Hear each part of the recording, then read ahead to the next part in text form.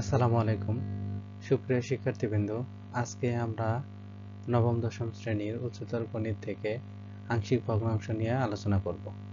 তো আলোচনার শুরুতেই আমরা আংশিক ভগ্নাংশের সংজ্ঞাটি দেখে নিব। তো বলা হয়েছে আংশিক ভগ্নাংশটা কি বা প্রপার ফ্র্যাকশনটা কি। এমন একটি ভগ্নাংশ যেটির ভগ্নাংশের পরিমাণ অথবা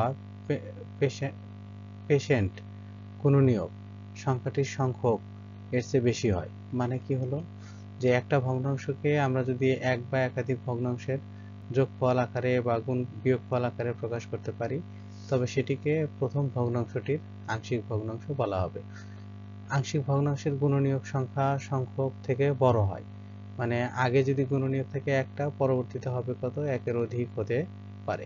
তো এখানে আমরা একটি ভগ্নাংশ দেখছি যে 5x + 4 divided x into x plus 2, এই ভগ্নাংশটিকে আমরা আংশিক ভগ্নাংশে প্রকাশ করে দেখাবো।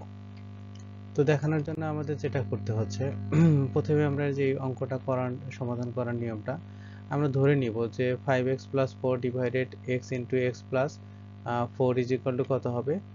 আমরা ধরে নিব কত, ধরি 5x + 4 divided x into x plus 2 is equal to আংশিক চিহ্ন, এটাকে আইডেন্টিটি চিহ্নও বলা হয়, a divided x plus b divided x।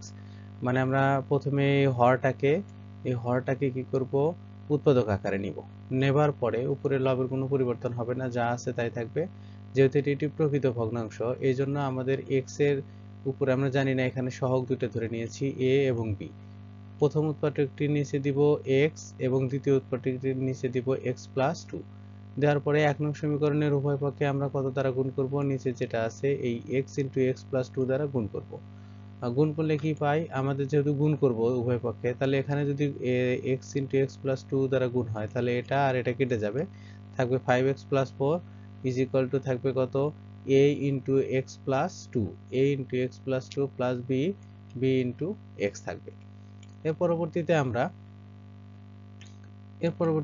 কি করব,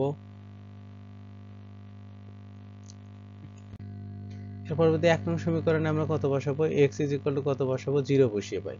তো 0 বসালে 5 into 0 plus 4, a into 0 plus 0 into b into 0। যেহেতু b এর সাথে x গুণ ছিল, তার মানে x এর পরিবর্তে যেহেতু 0 বসিয়েছি, তাহলে মানে কত হয়, এখানে b আর 0 গুণ করলে শূন্যই হয়ে যাবে, শূন্য লেখার প্রয়োজন নেই।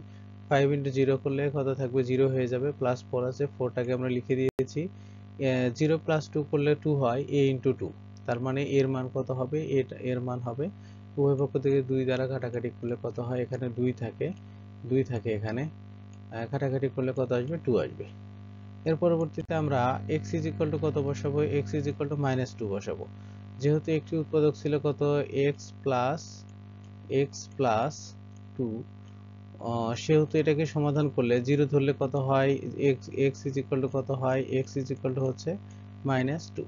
এই জন্য আমরা 2 নং সমীকরণে কত, 2 নং সমীকরণে কত, x ইজ ইকুয়াল টু -2 বসাবো। তো 5 into -2 plus 4, a into -2 plus 2 plus b into -2। যেহেতু এখানে 5 দুগুণে 10, -10 প্লাস 4, এটা শূন্য হয়ে যাবে, a ইন্টু 0 -2b। তো এখানে হিসেব করলে -6 থাকে, আর এখানে -2b থাকে, মাইনাস মাইনাস চলে যাবে উভয় পক্ষ থেকে। 2 দিয়ে 6 দিয়ে ভাগ করলে কত হবে, 3 হবে। এখন আমরা a এবং b এর মান পেয়ে গেছি। এখন ওই যে a is equal to 2, b is equal to 3 1 নং সমীকরণে বসিয়ে পাই 5x plus 4 x into x plus 2, identity চিহ্ন বা এই চিহ্নটাকে আইডেন্টিটি চিহ্ন বলা হয় অথবা আংশিক চিহ্ন বলা হয়। আংশিক 2 divided x plus 3 divided x plus 2 যা নির্ণেয় আংশিক ভগ্নাংশ। তার মানে কি, আমরা একটা প্রকৃত ভগ্নাংশকে মুখ্য পদ দেখে আমরা বুঝতে পারবো যে ভগ্নাংশটি কি হবে, প্রকৃত না অপ্রকৃত। এবং এটা দেখার পরে আমরা সেই ভগ্নাংশটির কি আংশিক ভগ্নাংশ নির্ণয় করতে পারবো। তো এই ছিল আজকের একটি উচ্চতর গণিত থেকে আংশিক ভগ্নাংশের আলোচনা। যদি ভালো লাগে অবশ্যই লাইক, কমেন্ট, শেয়ার করে জানাবেন।